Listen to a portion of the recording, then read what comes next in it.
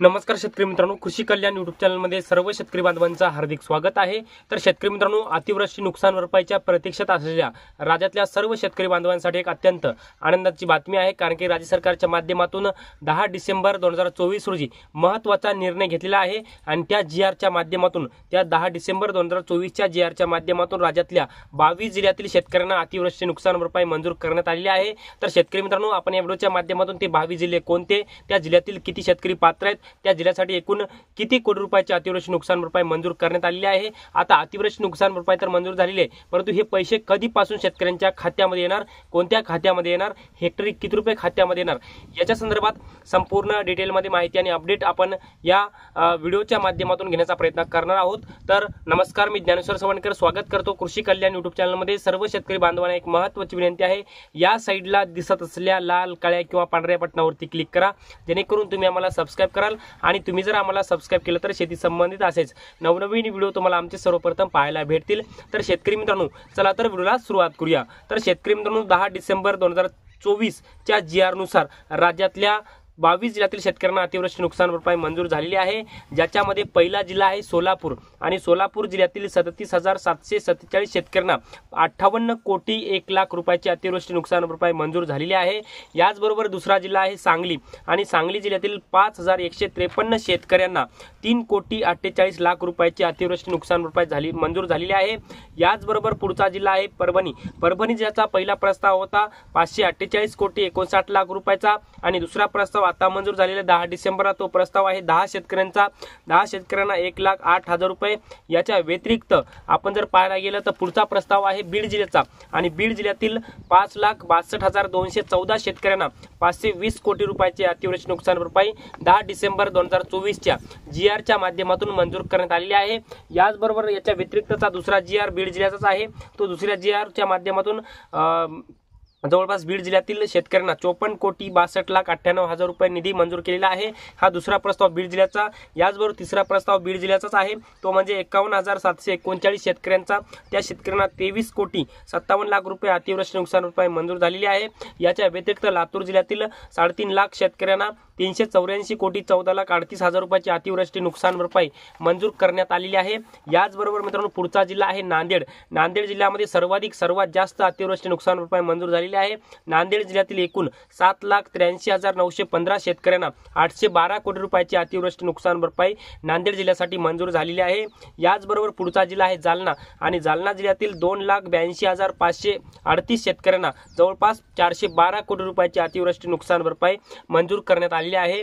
याचबरोबर शेतकरी मित्रांनो, पुढचा जिल्हा आहे हिंगोली। हिंगोली जिल्ह्यातील 2,96,779 शेतकऱ्यांना एकूण 419 कोटी रुपयाची अतिवृष्टी नुकसान भरपाई मंजूर झालेली आहे। तर मित्रांनो, पुढचा जिल्हा आहे धाराशिव आणि धाराशिव जिल्ह्यातील 1,80,786 शेतकऱ्यांना 221 कोटी रुपयाची अतिवृष्टी नुकसान भरपाई मंजूर झालेली आहे। याचबरोबर मित्रांनो, पुढचा जिल्हा आहे छत्रपती संभाजीनगर आणि छत्रपती संभाजीनगर जिल्ह्यातील 2,57,747 शेतकऱ्यांना 234 कोटी रुपयाची अतिवृष्टी नुकसान भरपाई छत्रपती संभाजीनगर जिल्ह्यामध्ये मंजूर झालेली आहे आणि एकूण छत्रपती संभाजीनगर विभागातील बीड, नांदेड, जालना, हिंगोली, धाराशिव आणि संभाजीनगर या 6 जिल्ह्यातील शेतकऱ्यांना 2,723 कोटी रुपयाची अतिवृष्टी नुकसान भरपाईचा प्रस्ताव शासनाकडे गेला होता आणि तो प्रस्ताव आता 10 डिसेंबर 2024 रोजी मंजूर झालेला आहे। याच्या व्यतिरिक्त आपण जर पाहिलं तर दुसरे जीआर सुद्धा अगोदर विधानसभा निवडणुकीच्या आचारसंहितेपूर्वी लातूर, परभणी जीआर मंजूर केले होते, त्याच्यामध्ये ज्याचा समावेश याच्यामध्ये नाही, परंतु पहिल्या जीआर मध्ये ते मंजूर झालेले आहेत। याचबरोबर पुढचा विभाग आहे नागपूर विभाग आणि नागपूर विभागातील वर्धा जिल्ह्यातील 1,605 शेतकऱ्यांना 2 कोटी 83 लाख रुपये। याचबरोबर वर्धा जिल्ह्याचा दुसरा प्रस्ताव आहे जवळपास 41,48,000 रुपयाचा आणि हे 217 शेतकऱ्यांसाठी तो मंजूर केलेला आहे। याचबरोबर पुढचा जिल्हा आहे नागपूर आणि नागपूर जिल्ह्यातील फक्त 152 शेतकऱ्यांना 24 कोटी 48 लाख रुपये निधी मंजूर केलेला आहे। याचबरोबर पुढचा जिल्हा आहे गोंदिया आणि गोंदिया जिल्ह्यातील 27,012 शेतकऱ्यांना 26 कोटी 29 लाख रुपयाची अतिवृष्टी नुकसान भरपाई मंजूर केलेली आहे। याचबरोबर पुढचा जिल्हा आहे भंडारा आणि भंडारा जिल्ह्यातील 8,497 शेतकऱ्यांना 10 कोटी रुपयाची अतिवृष्टी नुकसान भरपाई मंजूर करण्यात आलेली आहे। याचबरोबर शेतकरी मित्रांनो, पुढचा जिल्हा आहे पुणे आणि पुणे जिल्ह्यातील 400 शेतकऱ्यांना 10,73,000 रुपयाची अतिवृष्टी नुकसान भरपाई मंजूर करण्यात आलेली आहे।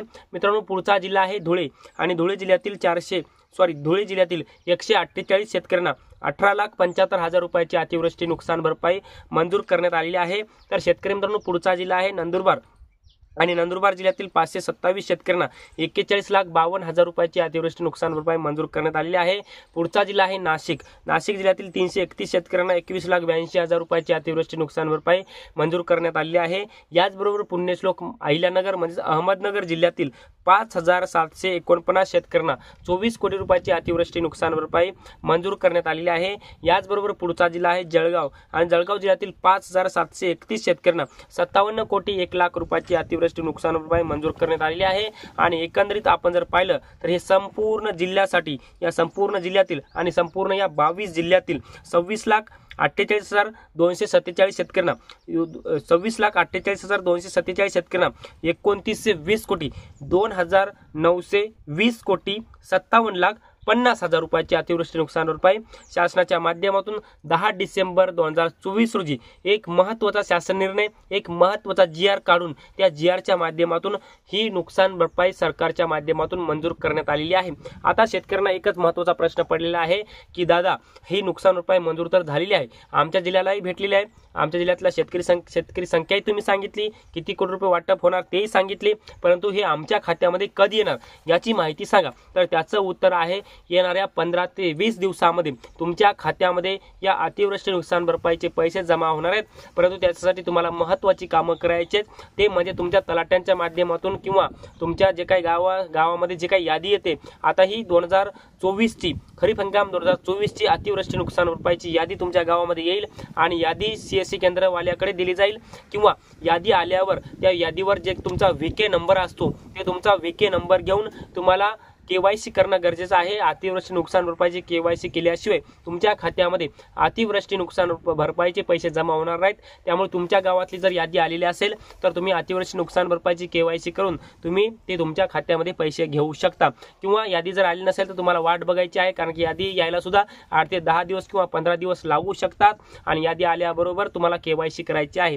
आता हे सर्व प्रश्न मिटलेला आहे आणि पुढचा प्रश्न तो म्हणजे आता हेक्टरी अनुदान किती रुपये येणार। तर शेतकरी मित्रांनो, याच्यामध्ये मी तुम्हाला सांगू इच्छितो की आता हे हेक्टरी 2 हेक्टरऐवजी 3 हेक्टरच्या मर्यादेपर्यंत हे अनुदान शेतकऱ्यांच्या खात्यामध्ये जमा होणार आणि हेक्टरी जिरायत पिकासाठी 13,600 रुपये, बहुवार्षिक फळ पिकांसाठी हेक्टरी 36,000 रुपये आणि बागायती पिकांसाठी हेक्टरी 27,000 रुपये आणि हे तिन्ही जिरायती, बागायती आणि बहुवार्षिक फळ पीक हे तिन्ही 3 हेक्टरच्या मर्यादेपर्यंत राज्यातल्या अतिवृष्टी नुकसान भरपाई ग्रस्त झालेल्या 22 जिल्ह्यातल्या शेतकऱ्यांच्या खात्यामध्ये येणाऱ्या 15 ते 20 दिवसामध्ये किंवा या महिन्यामध्ये या अतिवृष्टी नुकसान भरपाईचे पैसे शेतकऱ्यांच्या आधार लिंक बँक खात्यामध्ये DBT म्हणजे डायरेक्ट बेनिफिट ट्रान्सफर या प्रणालीद्वारे शेतकऱ्यांच्या खात्यामध्ये जमा होतील। तर शेतकरी मित्रांनो, तुमचा जर जिल्हा याच्यामध्ये नसेल तर तुमच्या जिल्ह्याची माहिती मी तुम्हाला नक्की सांगण्याचा प्रयत्न करेल। याच्या व्यतिरिक्त दुसरी सुद्धा GR आहेत, ते GRची माहिती मी तुम्हाला पुढच्या व्हिडिओच्या माध्यमातून सांगतो। तुर्तास इथेच थांबतो, तोपर्यंत आपल्या सर्वांचे मनापासून